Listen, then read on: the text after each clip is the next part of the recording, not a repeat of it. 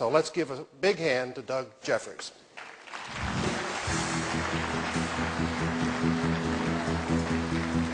Thank you, Dan. Thank you very much. Thank you. Thank you very much.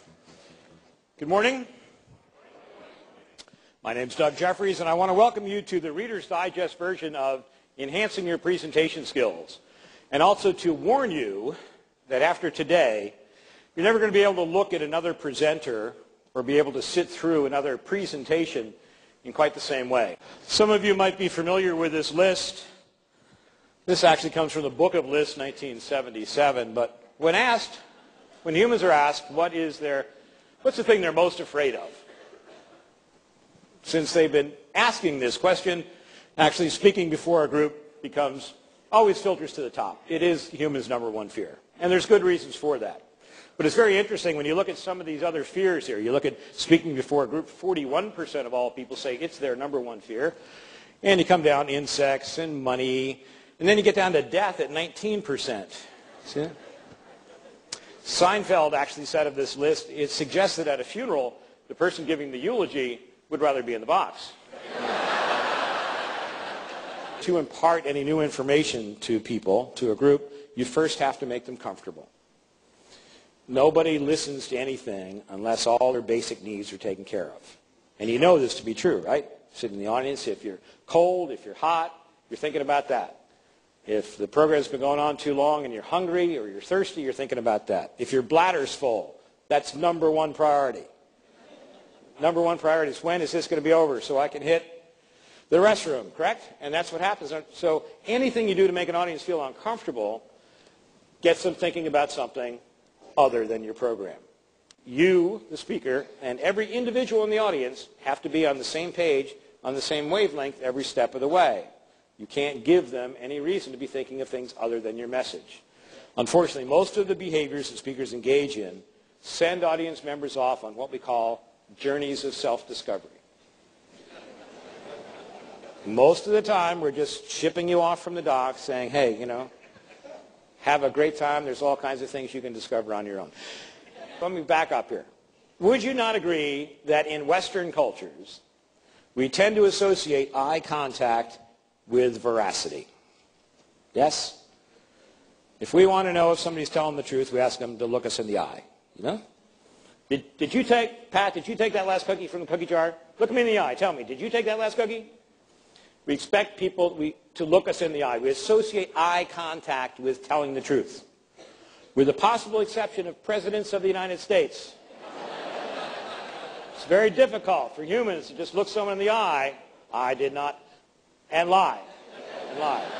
We don't do it very well. In order to get your audience to really take in what you have to say, you've got to learn to stop talking.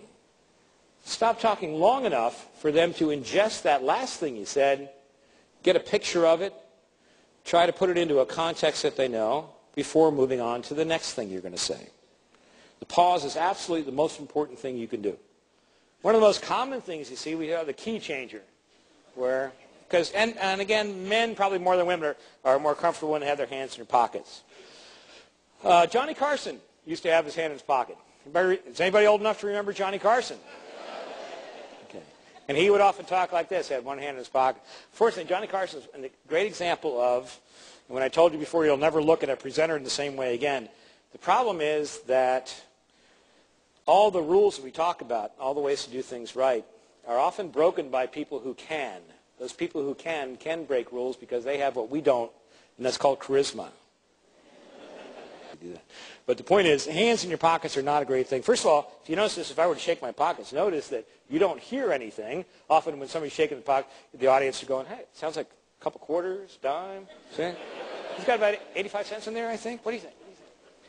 So if I were to shake mine, you wouldn't hear anything, because as a professional, what I do is I empty my pockets before speaking. But again, the problem is that you need to have as much air under your wings as possible. So you try to talk about getting sales up, getting our costs down, bring the whole company, bring them all together. You limit the impact of what you can say when you have your hands in your pockets. Bill Clinton used to speak like this. All the time he was governor, all the time he ran for office, he would speak like this. And as effective as he was, this was a problem.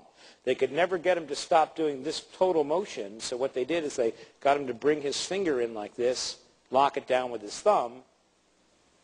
Now, I did not have relations with that woman, that Monica Lewinsky. Podiums go back to an era back when people were considered orators, and they were separated from the audience. And that's what a podium does. Think about this. This is my little castle, isn't it?